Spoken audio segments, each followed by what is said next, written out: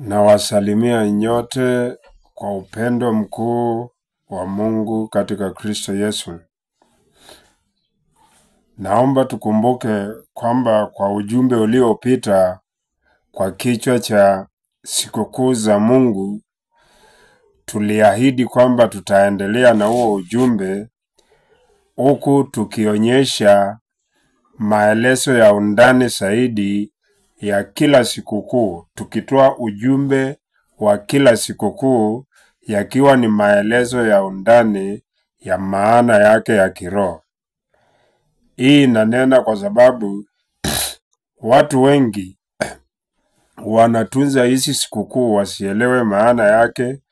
Wengine wamesipuuza wakisema ni mila za kabila fulani, na wakakosesha neno la Mungu na kukosa kuelewa anachokusudia Mungu wakati anatuamrisha tusishike hizi sikukuu. Ndio sababu nikawaambia kwamba huo ujumbe tuliousoma kwa kichwa cha sikukuu za Mungu ni kama utangulizi, kama kile wazungu wanaita introduction. Alafu sasa tuende kwa mafundisho yenyewe, sikukuu baada ya nyingine, tukieleza undani wake. Kwa hiyo naomba sana yule anayetaka ufahamu mkamilifu wa hizi sikukuu ajipe nafasi ya kufuatilia hizi jumbe zote. Maana kama utaanza kwa kusikiza hii ya leo na hujasikiza hiyo ya kwanza ambao ndio msingi wa hizi zingine zitakazofuata, hautaweza kuelewa ile maana Mungu anataka kutufahamisha katika hizi sikukuu zake, na utazidi kutunza tu kama maagizo, kama amri, lakini sio jambo la kukusaidia maishani. Kwa hiyo tujikabidhi mbele za Mungu, maana lengo kubwa lake kutupa huu uhai wa sasa ni kutuumba kiroho hadi tufanane na yeye, ili tuurithi ufalme, kama alivyosema hapo mwanzo kwamba na tuumbe mwanadamu aliye kama sisi awe mfalme juu ya dunia yote. Tumo kwenye huu ujumbe kama darasa la Mungu kuendelea kujifunza, ili tunapofahamu tuendelee kutenda hivyo, kuumbika tabia, hata mwisho tuwe miungu, viumbe wa kiroho kama Mungu alivyo roho. Ndugu zangu, tusiwe wa haraka wa kunena, kupinga wala kupokea. Kama Waisraeli walivyopewa guso la wingu mchana ambayo usiku liligeuka kuwa moto kuwaongoza kwenye njia ya kuelekea nchi ya ahadi, na vivyo hivyo Mungu ametupa maandiko. Ukisoma Zaburi 119 mstari wake wa 105, Mungu ametupa maandiko ya Biblia yawe nini? Taa ya miguu yetu na mwangaza wa njia zetu. Kwa hivyo yoyote atendaye kufuata haya maandiko anatembea kwenye nuru, hata jikwaa kamwe.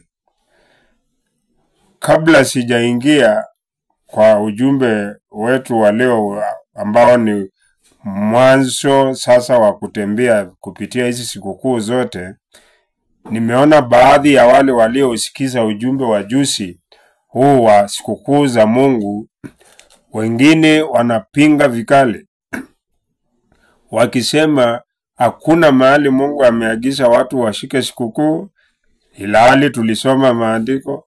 Alafu wanauliza ni wapi Kristo alifundisha sikukuu? Kama tunamfuata Kristo, hizi sikukuu ni wapi alifundisha kwamba watu wasifuate? Ndugu zangu, wengi wetu wanapotea kwa kukosa ufahamu, na wengi wetu wana ufahamu mdogo wa maandiko wanaoutumia kama mtu anayeelewa kila kitu, na wanajipotosha kwa kutumia maandiko vibaya. Kisati cha leo tutakifananisha na nini?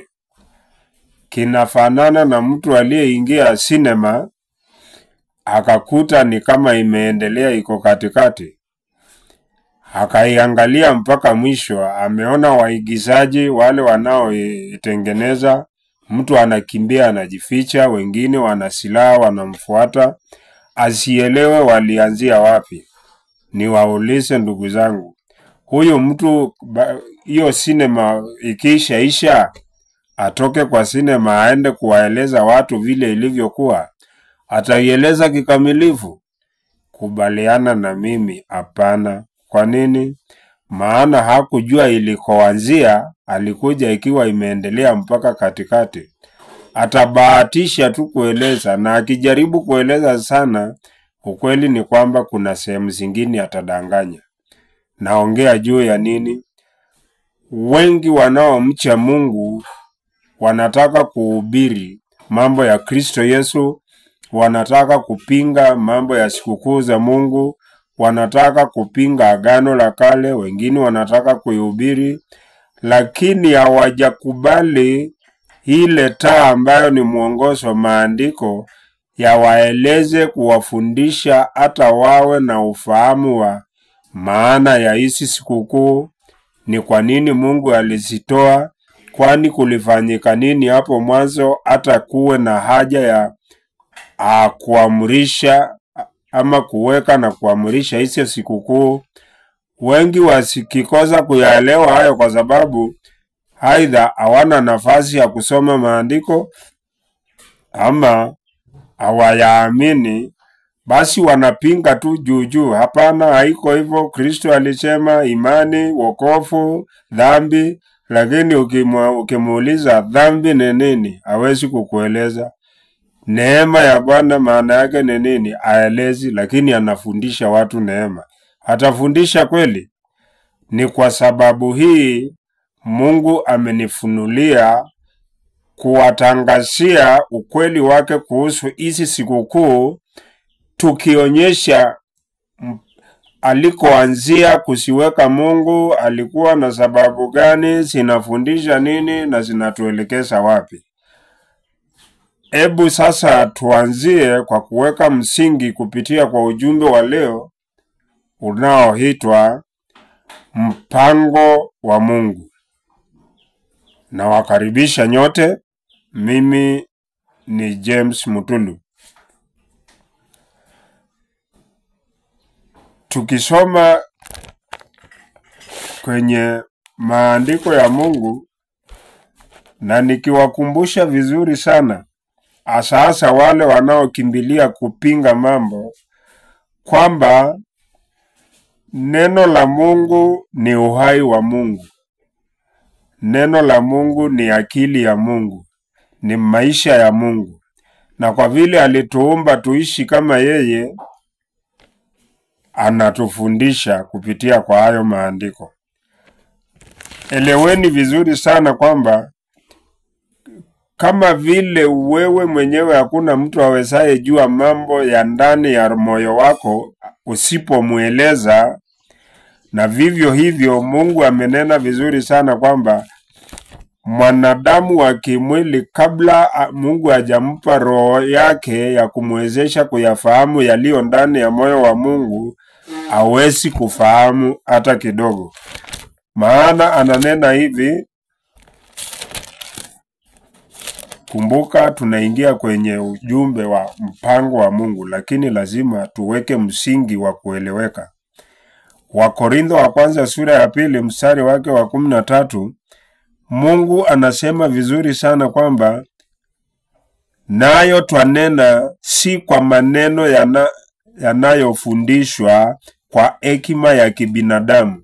Yaani kile tunachofundisha hapa ni Mungu ametufunulia, sio kwa akili zetu, usomi wenye PhD ama madigrii, waongozi. Hapana, twayafundisha kwa hekima isiyo ya kibinadamu, mbali yanayofundishwa na Roho, tukiyatafakari mambo ya Roho kwa maneno ya rohoni. Elewa hili jambo basi mwanadamu wa tabia ya asili, yaani kwa akili hii ya kimwili inayopanga mambo ya mwili, kufuata mambo ya mwili, tabia ya asili, mtu wa hiyo akili hayapokei mambo ya Roho wa Mungu, maana kwake ni upusi. Tuelewe, utapata wengine na hasa wale wanaoitwa manabii wa uongo, kwa sababu Mungu hajawapa roho yake iwezaye kufunua mambo ya rohoni kumwelekeza mtu, basi wanatumia akili ya kimwili kujaribu kutafakari maandiko. Na wanacholete hapa ni madhanio.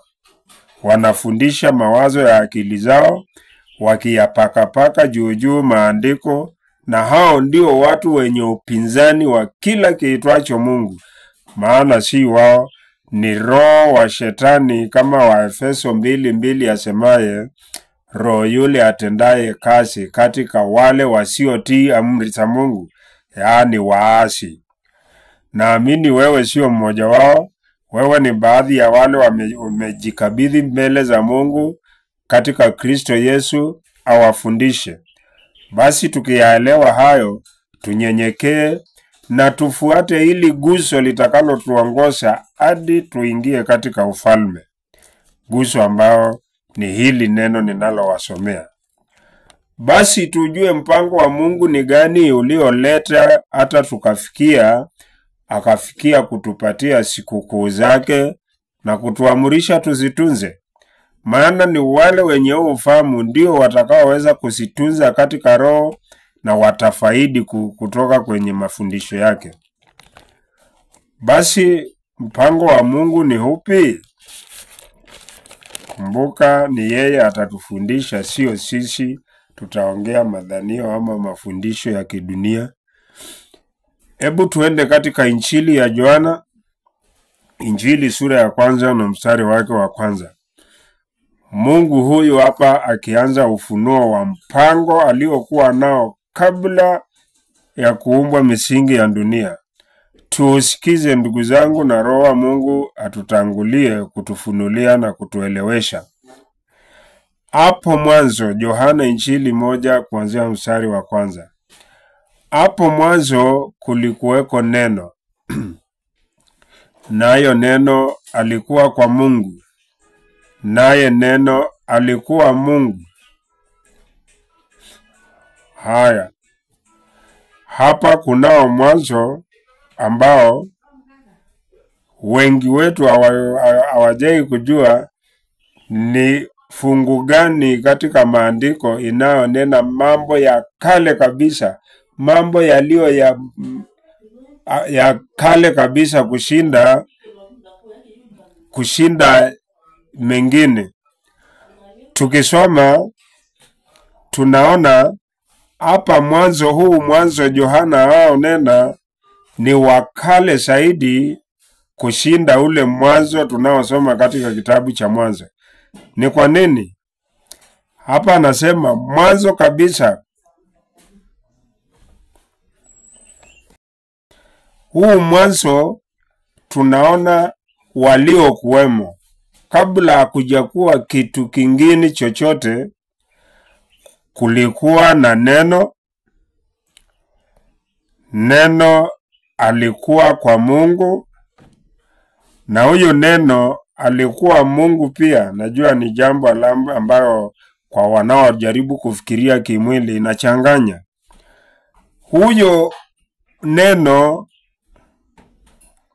alikuwa mwanzoni, alikuweko kwa Mungu. Vitu vyote vilifanyika kwa huyo.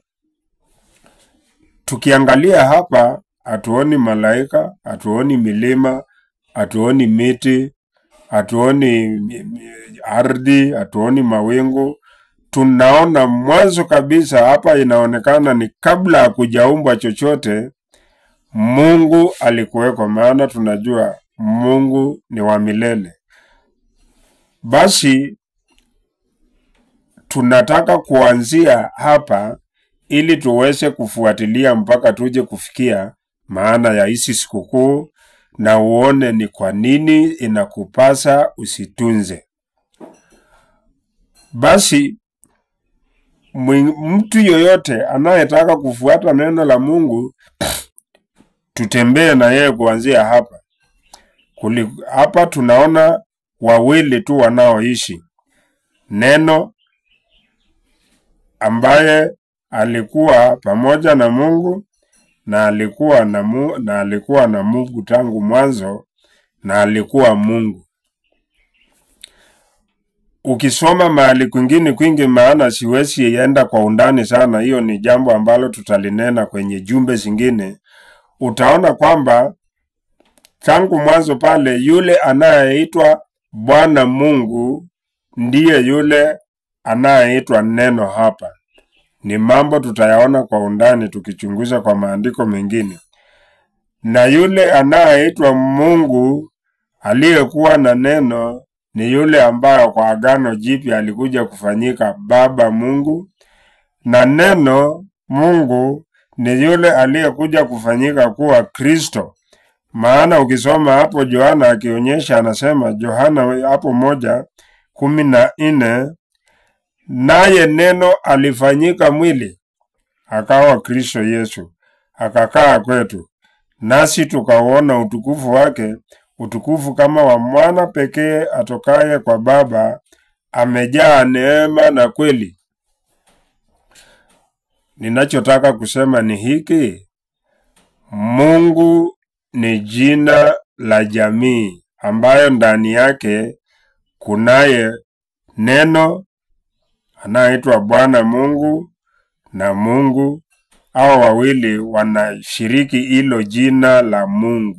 Mungu ni jamii, na hiyo jamii ina wawili: Mungu aliyefanyika mwana ambaye ni Kristo neno, na Mungu aliyefanyika Baba ambaye ndiye huyu Mungu aliyekuwa na neno, wote wakishiriki jina la Mungu. Huyu Mungu basi ambaye ndiye muumba mbingu, nchi, bahari na vyote vilivyomo, maana anadhibitika hapo anaposema fungu la 3 kwamba vitu vyote viliumbwa kwa yeye. Pasipo yeye hakuna chochote kilichoumbwa ambacho kipo. Nini hapa? Mbingu, nchi, bahari, viumbe wote, hata malaika, vyote viliumbwa kwa yeye. Kabla hajaumba asijaumbika chochote kile. Basi tujiulize, huyu Mungu basi alifanya nini hicho kilichoachilia mpaka tukafikia sikukuu leo? Niliwaambia tusiwe kama wale wanaoingia sinema iliyo katikati. Tuwe wale waliokuwa pale ikianza, na tufuatilie, na naongea mambo ya injili ya Kristo. Tufuatilie mpaka hapo tunaponena mambo ya sikukuu, mambo ya wokovu, tuna msingi kamili wa ufahamu unaotupatia imani isiyotingishika, maana tunajua na tuna uhakika, tunajua, hatubahatishi. Basi Mungu wakati huu hakuwa ameumba chochote. Wakati huu hakukuwa na sikukuu, wakati huu hakukuwa na mwanadamu. Awaliishi, maana wameishi milele, neno na Mungu, yani jamii la Mungu ambao ni mfalme, ni jamii ya kifalme. Huyu Mungu anaitwa nini katika Yohana 4:24? Mungu ni roho. Ukisoma Yohana 6:63, neno lake ni roho, tena ni uzima. Sitaenda huko maana najaribu kuomboa wakati tuweze kumaliza ujumbe kabla ya ule muda nilioweka. Tutapitia juu, lakini andika mahali ukaangalie na ujifunze. Nataka kudhibitisha kwamba haya maandiko ni uhai wa Mungu na ni maelezo ya yule mpango Mungu alio nao kwetu sisi wanadamu, ili tunapokusomea maandiko usiseme ni yetu, ujue ni ule mpango Mungu aliyekuwa nao akikuumba wewe, ambao ukiufuatilia bila kupunguza wala kuongoza utakukamilisha. Mungu atautumia kukukamilisha kiufahamu, tabia, mpaka ajiletee mtu mkamilifu asiyekuwa na mawaa. Na hii ukitaka kujua ndio ile injili Kristo aliyehubiri. Maana ukisoma waraka wa kwanza wa Petro sura ya kwanza mstari wake wa 25 utaona, na hili neno ninaowasomea ndio ile injili iliyohubiriwa tangu mwanzo na inadumu milele, kama vile Mungu ni wa milele na hii neno lake ni la milele. Mnaona? Kwa hivyo nikisema hili neno ni maelezo ya Mungu ya uhai wake na ule uhai wa mwanadamu na ule mpango anao kuhusu maisha yetu. Ukitaka kuamini utafuatilia na utaona matunda yake. Basi tena injili ya Yohana 3 mstari wake wa 33 anasema tena, yeye aliyeukubali ushuhuda huu alioleta Yesu ametia muhuri ya kwamba Mungu ni kweli. Mungu ni kweli. Tukisoma Yohana 17 mstari wa 17 tunaona neno la Mungu ni kweli. Kuthibitisha hili neno ni maisha ya Mungu. Na kwa nini anatupatia? Maana alisema anataka mwanadamu anayeishi kama yeye. Ndiyo sababu tunajifunza ili kila akubalie na kuamini aanze kuishi kulingana na vile hayo maandiko yanasema, aumbike hiyo tabia ya kuwa kama Mungu. Hiyo ndiyo sababu tunasoma maandiko, na pia tunayasoma kwa sababu ndiye mpango wa Mungu, yule aliyekuwa kabla hakujakuwa kingine chochote kile. Basi kwa hayo sitaendelea zaidi, maana ukisoma maandiko yote utakubali kwamba ni maelezo ya Mungu. Mungu kweli, neno lake ni kweli. Mungu ni roho, neno lake ni roho. Mungu ni nuru, neno lake ni nuru. Kila andiko linathibitisha kwamba haya ni maelezo ya Mungu kwa mwanadamu kuhusu maisha yake na vile tunapaswa kuishi na ule mpango anao kwa maisha yetu. Basi huyu Mungu, tukisoma mahali kwingine, kumbuka napita juu, maana ukitaka undani wa mambo mengi juu ya yale tunayoyasema, na kukaribisha uweze kutembelea YouTube studio yetu @jmutulu. Pale utapata mafundisho, jumbe aina mbalimbali zenye mafundisho, vipengele juu ya vipengele yatakao kupatia undani wa yale hatutasema hapa. Ikiwa wewe ni mtu unayemtafuta Mungu, utajipa nafasi ya kusoma maandiko na utakuwa katika ufahamu hatua moja hadi nyingine, mpaka mwisho ukute sheria za Mungu zimeandikwa moyoni mwako na zimekuwa ufahamu wako. Ndiyo mawazo yako, ndiyo akili yako, ndiyo njia yako ya kuishi, ndiyo matendo yako, kila kitu. Sasa hivi atakayeshiriki kujifunza kuongozwa na neno Agano Jipya, ni wakati wa Mungu kuandika sheria zake mioyoni mwa wanadamu, na isitaandikwa kwa hii njia. Yoyote anayesikiza, Mungu anaandika ufahamu wake ndani ya akili yake, na yoyote anaoanza kutenda kile anachofahamu, Mungu anaomba tabia yake ndani ya huyo mtu. Kwa hivyo ni juu yako kuamua, unataka kuwa kama Mungu? Huu ndio mpango wako. Ukishaelewa mpango wa Mungu, ukijikabidhi ndani ya huo mpango, utakamilika kuwa kama Mungu. Basi tunajua hapo mwanzo, huyu Mungu ambaye tumejua maisha yake ndio haya tunayoyasoma, aliumba. Tuende sasa katika kitabu cha Mwanzo. Huu mwanzo tunaousoma hapa sio ule tumesoma pale Yohana Injili. Maana mwanzo wa Yohana Injili, Mungu hakuwa ameanza kuumba, alikuweko neno akiwa na Mungu. Lakini sasa hapa Mwanzo sura ya 1 mstari wa 1 inasema hapo mwanzo Mungu aliziumba mbingu na nchi. Haya. Unashika kitu hapo? Mungu ameanza kuumba. Pale Yohana ametuambia vitu vyote viliumbwa kwa yeye. Huyu neno na Mungu. Lakini sasa hapa ametulete kwenye mwanzo wa uumbaji. Hapo mwanzo Mungu aliumba mbingu na nchi. Na tukisoma kwingine katika mistari ya 8:5 utaona chochote kile Mungu aliumba na tazama kilikuwa chema kabisa. Hila tu hapa tunaona mstari wa 2 mwanzo Mungu alipoumba mbingu na nchi,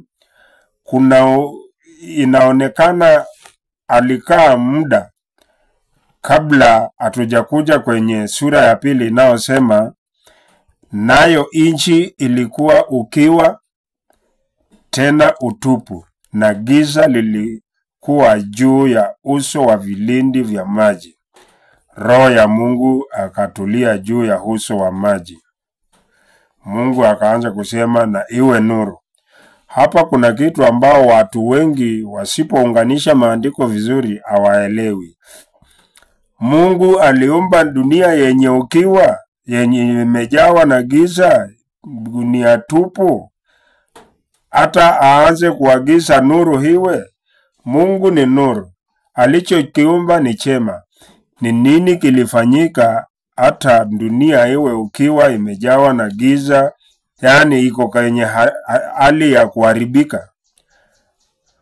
Hapa kuna siri ambao wengi wakikosa kuelewa hawafahamu huu mpango wa uumbaji. Na ndio Mungu amenituma niwafunulie ili aaminie awe na ufahamu wa kuweza kusimama imara katika kweli. Mungu wakati alikuwa anaomba hii dunia, kuna viumbe walikuweko. Kumbuka pale mwanzo Mungu alikuwa peke yake, hakukuwa na kiumbe chochote. Lakini alipoanza kuumba hii dunia, mbingu na nchi, tunaona viumbe waliokuwa. Hebu tuende katika kitabu cha Ayubu. Kitabu ni cha Ayubu. Tuende pale. Sura yake ni ya 38. Ayubu 38. Kumbuka Biblia haikuandikwa wakati mmoja ikakamilika. Ametumia manabii, mmoja wakati wake, mwingine wakati mwingine. Lakini ukiunganisha maandiko utaona yananena kitu kimoja, upendo, yaani maisha ya Mungu, huku yakionya dhidi ya mpinzani mkuu wa Mungu aitwaye Shetani. Tumeona ni roho yule atendaye kazi katika wale hawakubali hili neno.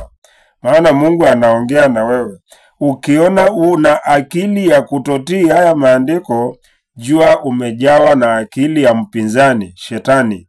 Maana ndiye apingaye kila kiitwacho Mungu. Kwa hiyo kuthibitisha kwamba ni Mungu alianza kuumba malaika kabla hajaumba dunia, mbingu na nchi. Tunaona wakati akiumba dunia, mbingu na nchi, hawa malaika walikuweko.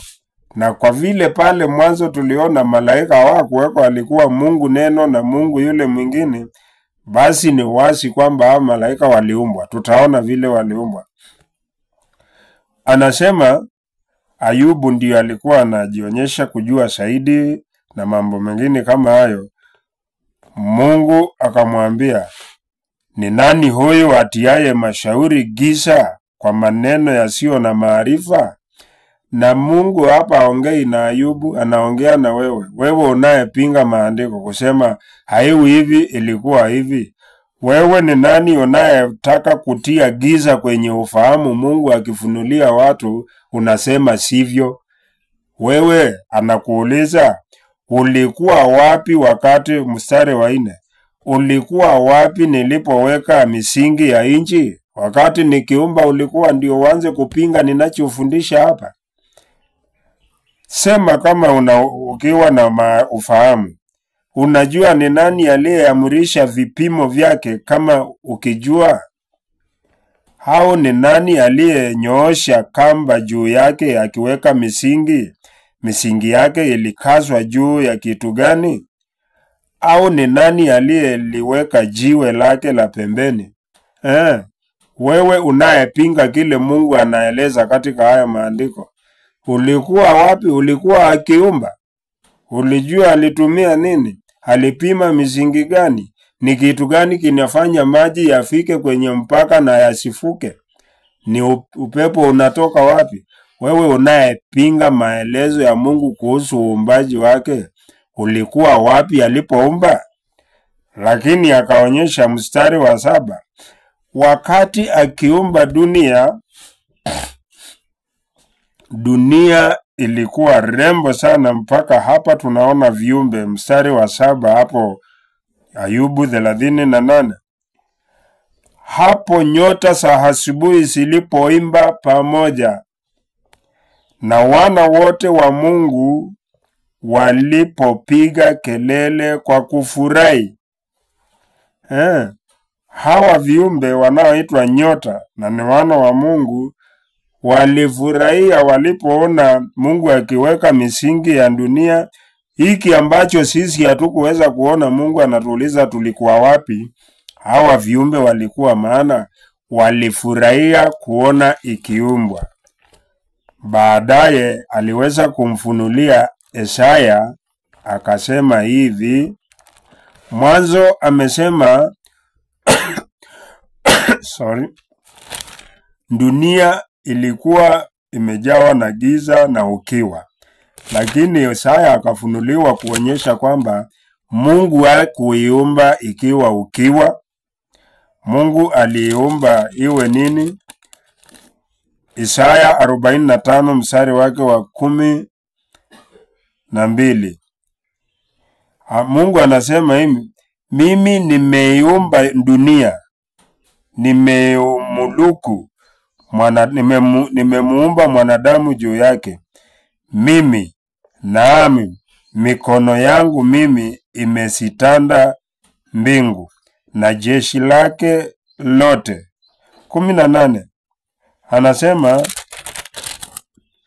maana Bwana aliyeziumba mbingu asema hivi, yeye ni Mungu, ndiye aliyeumba dunia na kuifanya. Ndiye aliyeifanya imara, hakuiumba ikiwa ukiwa. Sasa pale mwanzo anasema dunia ilikuwa ukiwa. Isaya anasema haikuwa ukiwa wakati Mungu aliumba. Aliumba ili ikaliwe na watu. Mimi ni Bwana, hapana mwingine isipokuwa mimi. Kwa hivyo malaika walipoona dunia ikiumbwa walifurahi sana. Na nasema ni malaika kwa nini? Ufunuo 1 mstari wa 20, malaika, nyota ni malaika. Kwa hivyo anaposema nyota za asubuhi zilifurahi, malaika walikuwemo. Hii tunataka kusema nini? Mungu alipoiumba, Mungu aliwaumba malaika kabla hajaiumba mbingu na dunia. Na ndiyo sababu malaika waliona akiumba wakafurahi sana. Basi tuelewe ni kitu gani kikaifanya ukiwa na utupu? Tunasoma katika kitabu cha Ezekieli 28. Kumbuka tuna mengi ya kuelezea juu ya huu uumbaji, lakini lazima tuende hatua kwa hatua, kipengele kwa kipengele. La sivyo kifungu kimoja katika Biblia akikamilishi wazo, akiwezi kuelezea jambo likakamilika kabisa. Ni lazima kifungu kifuate kifungu, kielezewe na kingine mpaka tupate ukamilifu wa jambo. Kwa hiyo kinachodhibitisha kwamba Mungu aliumba malaika kabla ya kuumba dunia ni kwa sababu ijapokuwa Biblia haionyeshi Mungu akiumba malaika, inaonyesha wakati alikuwa hajaomba kitu chochote. Pale mwanzo alikokuwa neno, na neno akiwa na Mungu, atuoni malaika walikuwa, hakusema. Na kwa vile atupasi kusema mambo ambayo maandiko hayajasema, tunachukulia hivyo tu. Hivyo kuonyesha kwamba hao malaika waliumbwa, lakini waliumbwa kabla ya dunia, maana dunia ilipokuwa inaumbwa waliona wakafurahi. Watu wengi hawaelewi kwamba ni Mungu alimuweka shetani kuwa mtawala wa hii dunia. Wanasema tu shetani, dunia, ufalme wa Mungu unakuja. Hawashangai ni kwa nini Mungu aliumba mbingu nchi na saa hii ufalme wake haupo. Kama ni yeye muumbaji, kwa nini hakuweka huu ufalme baada ya kuumba mbingu na nchi? Kwa nini Kristo baadaye haja akisema ufalme wa Mungu unakuja? Haya ni baadhi ya yale mambo mengi watu wasipoelewa wanajichanganya na kuanza kuhubiri mapotofu. Lakini kama tulivyoanza kusema, hapa Mungu anatupeleka kwenye safari ya mpango wake wa uumbaji mpaka atufikishe mwisho. Ni kwa yule tu ambaye atafuatilia mafundisho yake, yaani neno lake. Hapa katika Ezekiel 28 mstari wake wa 11. Sura hiyo yote inaongea kuhusu mfalme wa Tiro. Lakini tukifika mstari wa 11, tunaona hapa lugha imebadilika.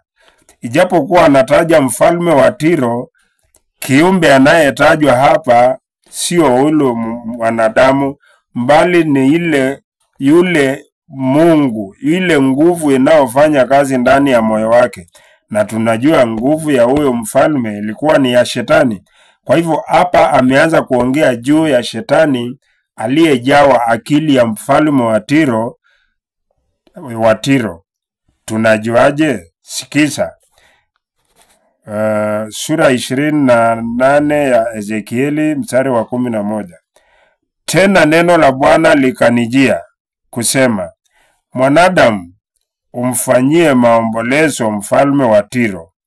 Umwambie, Bwana Mungu asema hivi, wewe wakitia muhuri kipimo, umejaa hekima na ukamilifu wa uzuri. Sikiza hayo maelezo. Hakuna mwanadamu ambaye amejaa hekima, hakuna mwanadamu aliye mkamilifu, ila tu Mungu.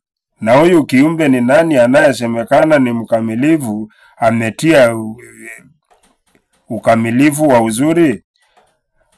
Anaendelea kumwambia 13, ulikuwa ndani ya Edeni, bustani ya Mungu.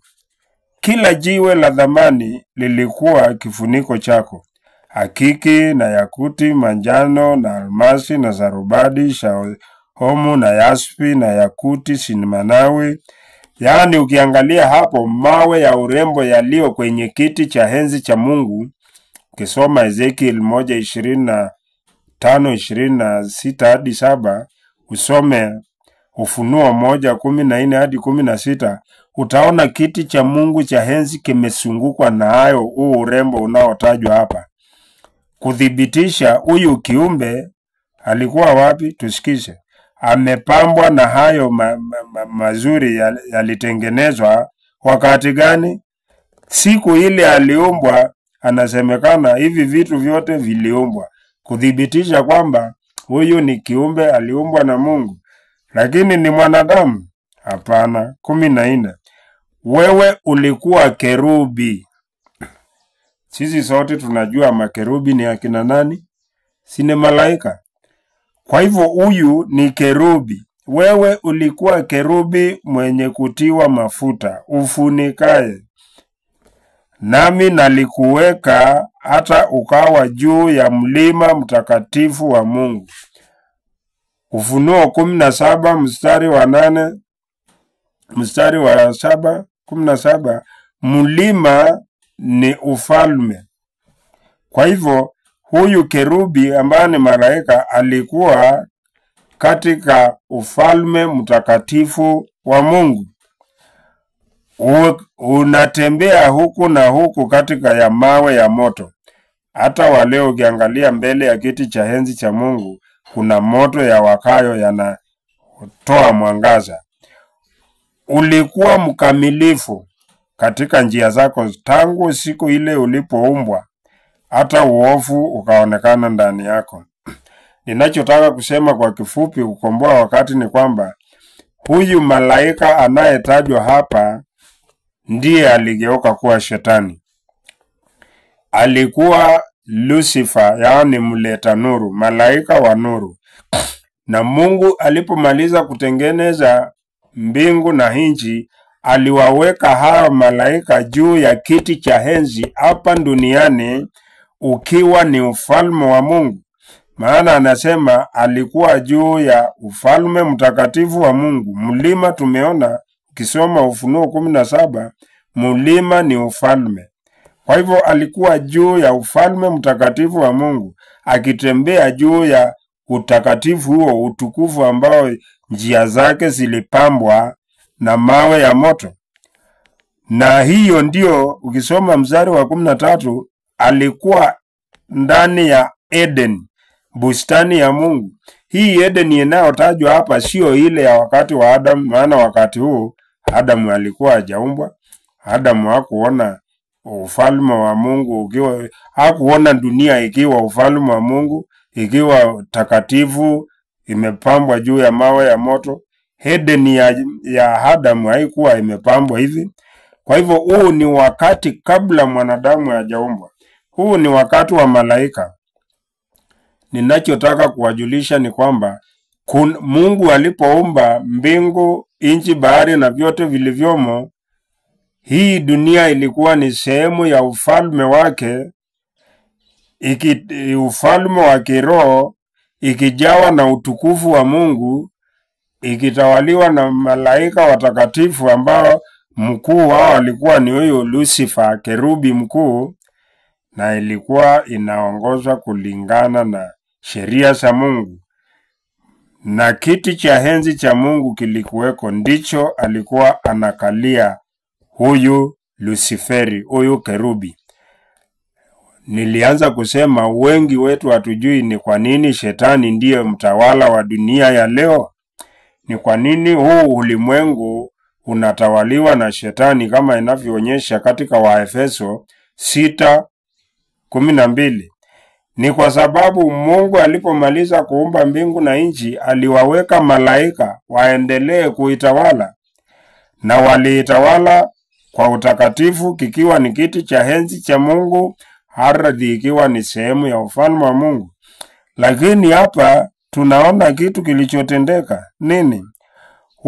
Anaongea kuhusu huyu malaika. Ulikuwa mkamilifu katika njia zako tangu siku ile uliumbwa, hata uovu ulipoonekana ndani yako. Kwa kule kupambwa na kukaa kama Mungu mkamilifu, mwenye hekima, mwenye urembo, kiti cha enzi kimepambwa na mawe ya thamani, alijawa na nini? 16, udhalimu ndani yako, nawe umetenda dhambi, akaazi sheria za Mungu. Aliasije? Tutaona. Kwa sababu hiyo nimekutoa kwa nguvu katika mlima wa Mungu kama kitu kisicho najisi. Kwa hivyo baada ya malaika kuasi, Mungu aliutoa utukufu wake, akatoa kiti chake cha enzi, lakini aliwaacha malaika waendelee kuitawala dunia. Ndiyo mpaka waleo shetani ndiye mtawala wa dunia hii. Huu uasi wa malaika, ndugu zangu, nasema nawafunulia maandiko ili tunapoongea mambo ya sikukuu za Mungu, tunapoongea mambo ya wokovu, mambo ya imani, mambo ya dhambi, tunaelewa kutoka mwanzo ni nini kilitokea, hata tuje kuanza kuhitaji wokovu. Tukirudi katika Mwanzo sura ya 1 na mstari wake wa 2, sasa tunaingiza kwa ufahamu kwamba Mungu alipoumba mbingu na nchi silikuwa rembo sana. Malaika wakisiona pale Jobu tunaona wakafurahi sana. Lakini kama wakati wa Nuhu watu waliasi na dunia ikajawa na giza na maji, malaika walipoasi, maana tunaona malaika walitenda dhambi. Basi dunia baada ya Mungu kutoa utukufu wake, baada ya Mungu kutoa kiti chake cha enzi na urembo wake, dunia ilijawa giza, ikawa na ukiwa na ikawa tupu, imejaa giza na kufunikwa na maji. Ni uasi wa malaika ndio ulifanya dunia iwe vile. Mwanzo sura ya 1 mstari wa 2 unaeleza ni uasi, dhambi ya malaika ndio ilifanya dunia iwe hivyo. Ni kitu gani kilitokea kutoka hapo?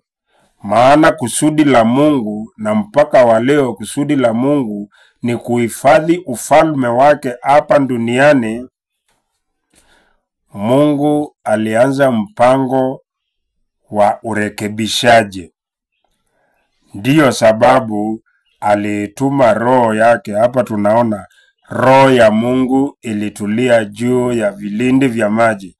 Ilitulia kwa nini? Sisemi maneno yangu mwenyewe. Katika kitabu cha Zaburi, twende hapo tafadhalini. Zaburi 104. Zaburi 104 mstari wake ni wa Zaburi 33. Butu kimbie pale tafadhalini. Zaburi 33 mstari wake ni wa 15.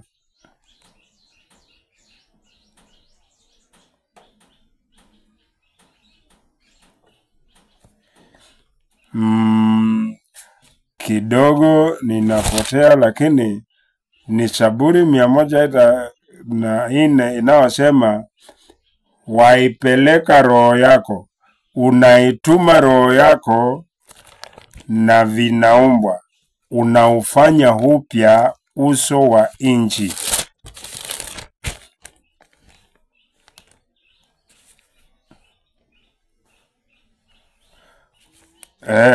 Unaituma roho yako na kuufanya upya uso wa nchi. Ni hiyo nataka kudhibitisha kwamba ni Mungu aliyetuma roho yake baada ya uasi wa malaika. Akairekebisha, akaanza kurekebisha dunia. Nikipata hiyo fungu nitaweza kuwajulisha kwenye mafundisho baadaye. Alituma roho yake, akaanza kurekebisha dunia. Na hiyo inatulete sasa kwenye siku 6 za uumbaji. Hii sio ati mara ya kwanza Mungu akiumba dunia. Hii wiki ya uumbaji ni mwanzo wa urekebishaji wa dunia baada ya malaika kuasi. Baada ya kerubi yule tumeona kubadilika na kuwa mfalme wa giza ambaye aliitwa Shetani, yaani mpinzani. Ni kosa gani alitenda? Isaya 14 mstari wa 13 alisema, maana alikuwa amepewa dunia na sehemu ya malaika waitawale, akasema nitapaa juu mbinguni. Katika Isaya 14 mstari wake ni wa 13. Twende hapo haraka haraka tukijaribu kukomboa wakati. Nitapaa, mstari wa 10, sura ya 14 Isaya mstari wake wa 14. Nitapaa, tuanze 13. Nawe ulisema moyoni mwako, nitapanda mpaka mbinguni. Hii ni kudhibitisha kwamba alikuwa hapa duniani. Nitakiinua kiti changu juu ya juu kuliko nyota za Mungu. Nami nitaketi juu ya mlima wa makutano katika pande zote za mwisho za kaskazini. Nitapaa kupita vimo vya mawingu. Nitafanana na Mungu aliye juu. Baada ya kuona urembo aliokuwa nao, utukufu aliopewa, ukamilifu, kiti cha enzi kinametameta sawasawa na kile cha Mungu, akisahau kwamba ni ufalme wa Mungu na yeye ni kiumbe aliyeumba, akajifuna mpaka akasema nitapindua serikali ya Mungu. Na tunaona alitupwa.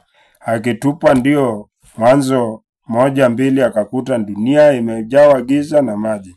Kwa hivyo Mungu kwa siku 6 alirekebisha dunia, akitayarisha, maana kusudi lake ni awe na mwanadamu atakayekuwa kama wa kiroho kama yeye, aitawale dunia, ikiwa ni ufalme wa Mungu mtakatifu ulio tawaliwa na viumbe watakatifu, viumbe wa kiroho, ufalme wa roho kama Mungu alivyo roho. Kwa hiyo wakati Mungu ataurudisha ufalme wake, hapo Kristo atakapokuja atakuwa ameirekebisha kuirudisha hali ile ile iliyokuwa mwanzoni wakati kitawaliwa na malaika watakatifu.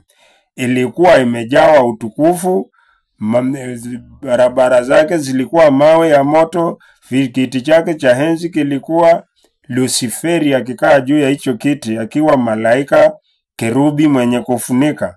Hapo ufalme utakaporudi, hiyo hali ndiyo itakayokuwa. Itarudije? Kumbuka tunataka kuelewa maana ya hizi sikukuu. Basi Mungu kwa siku 6 tutaweza kuona mambo ya ndani. Yule atakaendelea kushiriki nasi, sisi ni wajumbe wa Mungu tuliotumwa kuwajulisha nyinyi ukweli wa mpango wa Mungu kuhusu maisha yako, ambao ukiufuatilia hili neno litakuongoza kwenye ukamilifu wa ufahamu, utakaokupa ukamilifu wa kutenda, utakaokupa ukamilifu wa tabia, kukufananisha na Mungu. Kwa hiyo kwa siku 6 Mungu aliumba mbingu, alianza kurekebisha dunia na kuwe nuru, na nuru ikaangaza, akatenganisha maji ya ardhi na mawingu juu, kuwe anga ya juu. Akaendelea mpaka akasema dunia kuwe na jua, maana hapo awali jua haikuwa, mwezi haukuwa. Ukisoma utaona Mungu aliagiza hivyo vitu viwe nini. Napitia juu, sitasoma kila kitu maana mnao wakati wa kusoma. Mwanzo 1:14 Mungu akasema, na iwe mianga katika anga la mbingu ili itenge kati ya mchana na usiku, nayo iwe ndiyo dalili na majira. Mungu akaumba wakati, maana umilele hauna wakati, na kwa vile alikuwa anaitayarisha hii dunia kumuumba mwanadamu ambaye ana akili punguani, akatengeneza wakati, siku, masaa kwa ajili ya mwanadamu. Hapo ufalme wa Mungu utakapokuja, umilele ukianza tena vile ulivyokuwa kati na hao malaika, hatutakuwa tunahesabu siku wala miaka. Umilele hauna masaa wala nyakati, ni kitu kinaendelea mfululizo bila kukoma. Kwa hivyo Mungu alitayarisha hii dunia tena, ikarudisha nuru, akatenganisha maji na nchi kavu, akaweka miangaza, jua wakati wa mchana, mwezi wakati wa usiku.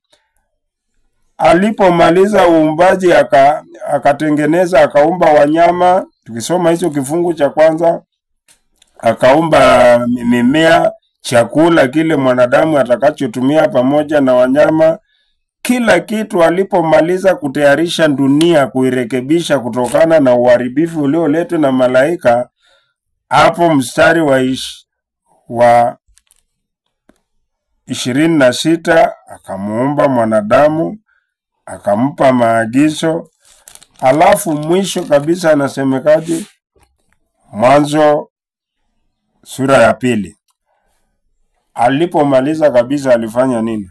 Basi mbingu na nchi zikamalizika, Kumbuka sasa, hii ulikuwa ni msingi wa kukutupa uwezo wa kufahamu maana ya sikukuu za Mungu. Hapa hakuna Myahudi kwa wale wanaodai ni sikukuu za Wayahudi. Hapa hakuna mtu mwingine isipokuwa Adam na Hawa. Na kumbuka, nasema Mungu ni wa milele. Anachofundisha mtu anawafundisha wote. Kristo anawaambia mitume katika Marko 13:37, ninachowaambia nyinyi na waambia na wote watakaoamini kupitia kwa hii injili yenu, kesheni. Basi alichomwambia Adam anakuambia wewe. Alipanga mpango gani?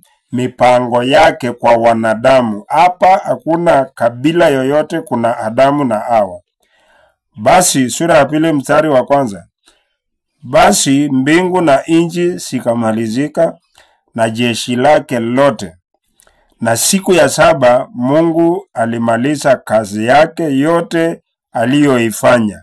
Akastarehe siku ya 7, akaacha kufanya kazi yake yote aliyoifanya. Mungu akaibariki siku ya 7, akaitakasa, yani akaitenga iwe siku kuu ya kukumbukwa, akaitakasa, kwa sababu katika siku hiyo Mungu alistarehe, akaacha kufanya kazi yake yote ile aliyoiumba na kuifanya.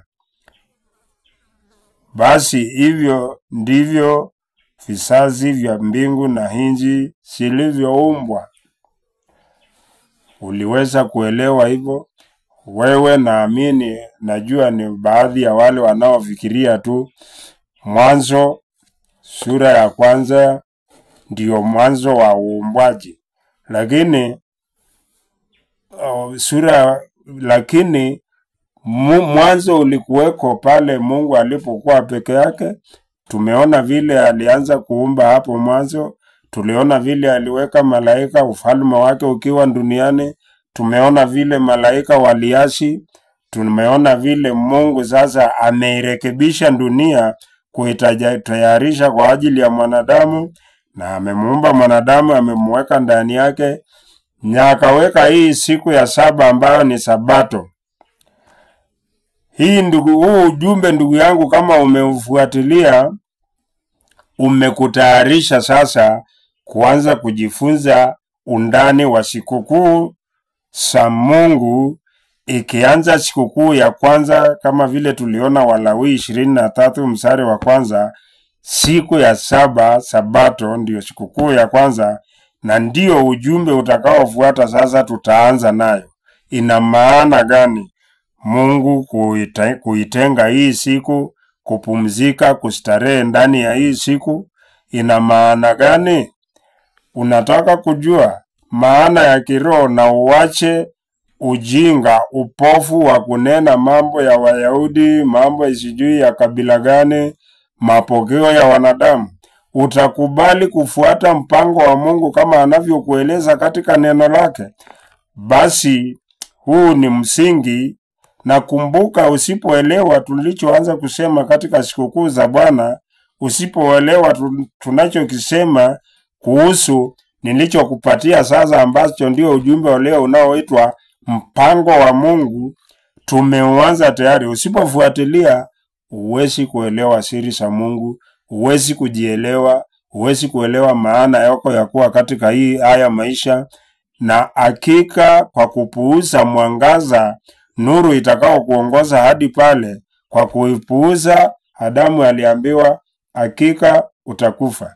Usipofuatilia huu mpango, maana wewe uliumbwa ndani ya huu mpango tunaofuatilia, hakika utakufa.